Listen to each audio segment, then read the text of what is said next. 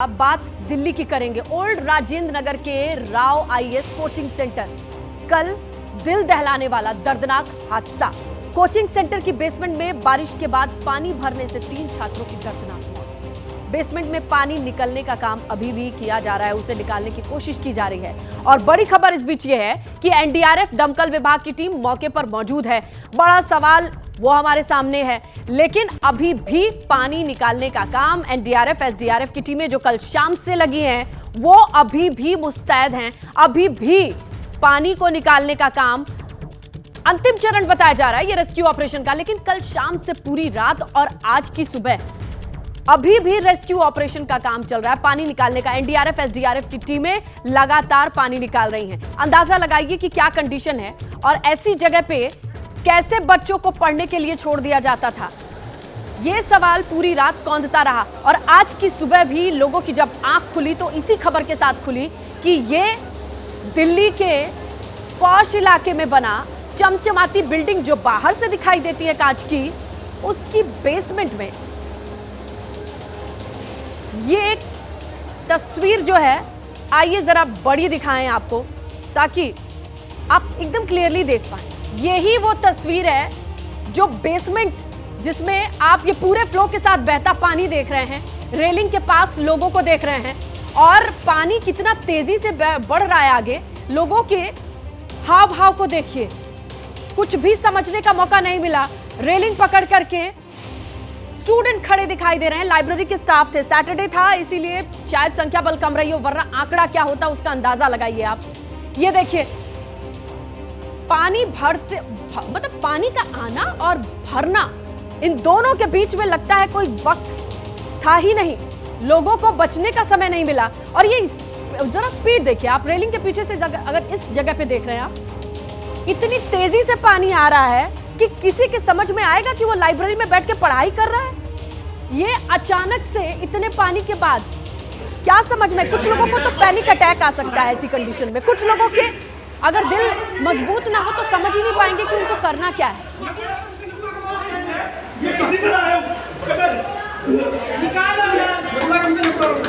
मैं चुप हूं ताकि आप सुन पाए कि लोग किस तरीके से वहां पे परेशान है, वो क्या बातें कर रहे हैं।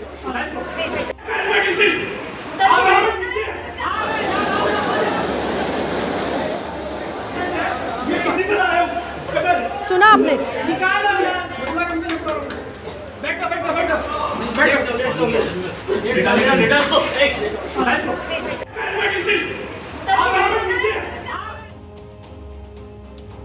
तो आपने देख भी लिया, सुन भी लिया और ये तस्वीरें बयां करती हैं और सुनाई देने पे डर सा लगता है, सिहरन सी होती है कि ऐसी मुसीबत में फंसे लोगों के सामने क्या मसला रहता होगा। लेकिन अब आज की सुबह का जो सबसे बड़ा मसला ये है कि जांच क्या, अब जांच कहां तक पहुंची और जांच और सवाल है क्या।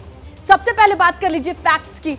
जांच में सामने ये आया कि बेसमेंट में लाइब्रेरी थी, ये सबको पता है। और सवाल यह है कि अक्सर पानी भरता था तो बेसमेंट में लाइब्रेरी क्यों? आखिर अपने घर को उसी कोचिंग के डायरेक्टर जब बनवा रहे होंगे तो सेफ्टी के बारे में नहीं सोचे होंगे। जब अपने घर की सेफ्टी की बात आती है तो बारीक चीजों को नापा जाए, और जहां बच्चों को भविष्य बनाने के लिए पढ़ाना है तो चलिए बेसमेंट में बना देते हैं लाइब्रेरी। दूसरे सवाल की तरफ आगे बढ़ेंगे। ये सवाल तो ये है कि जब पानी भरता था तो बेसमेंट में लाइब्रेरी की कोशिश क्यों? अचानक बेसमेंट में पानी तेजी से आता है, छात्र बेसमेंट में बेंच के ऊपर खड़े हो गए। उन्हें लगा कि थोड़ा बहुत पानी आता है, अमूमन पानी आता है, ये वही पानी होगा।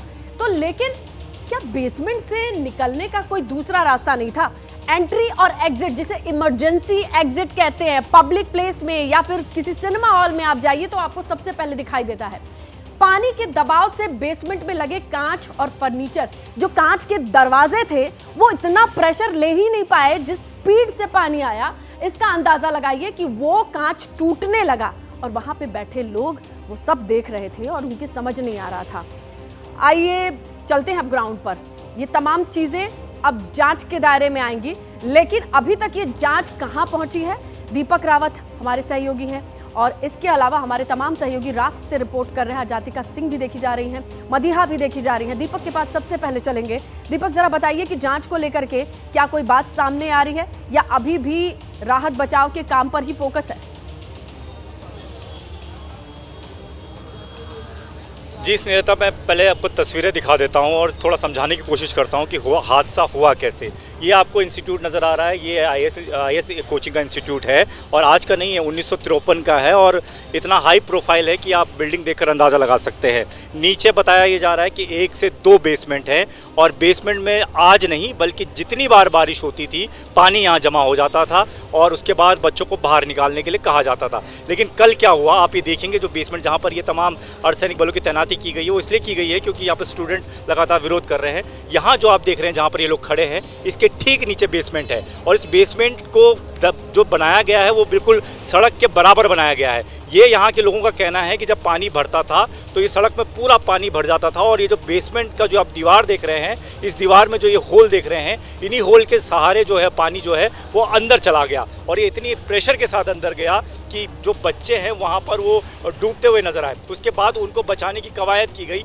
बताया ये भी जा रहा है कि सिंगल डोर था, इलेक्ट्रिक डोर था, सिंगल डोर था, बायोमेट्रिक सिस्टम से खुलता था, बंद होता था। एक वजह ये भी बताई जा रही है कि जब पानी भर गया, इलेक्ट्रिसिटी कट की गई ताकि कोई करंट फ्लो ना हो, तो ऐसे में वो जो बायोमेट्रिक डोर है शायद वो ना खुल पाया हो। लेकिन इसके पीछे की जो वजह है वो बाद में साफ हो पाएंगे। लेकिन एक तस्वीर मैं आपको दिखा देता हूँ। ये आप इंस्टीट्यूट जितने भी देख रहे हैं, आपने देखिए सामने दूसरा इंस्टीट्यूट है, उसका भी बेसमेंट है, उसके आगे भी 3 से 4 इंस्टीट्यूट है, उसका भी बेसमेंट है। और सिर्फ इंस्टीट्यूट नहीं, इस पूरे इलाके में जो रिहायशी लोग रहते हैं, जो रिहायशी इलाका है पूरा, वहाँ पर भी बेसमेंट तैयार किए गए हैं और सब लाइब्रेरी तैयार की गई है। कमर्शियल एक्टिविटी होती है और मैं आपको बता दूं कि नगर निगम के नियम ये कहते हैं स्नेहलता कि आप गोडाउन बना सकते हैं बेसमेंट को, लेकिन कोई कमर्शियल एक्टिविटी नहीं हो सकती है। इसके खिलाफ सख्त से सख्त कार्रवाई होनी चाहिए। लेकिन इस बात को लेकर जो प्रशासन है, जो नगर, ये नियम कानून की पोथी तो इसी पानी के साथ बह गई होगी दीपक, तभी तो ये बच्चे नीचे थे और अब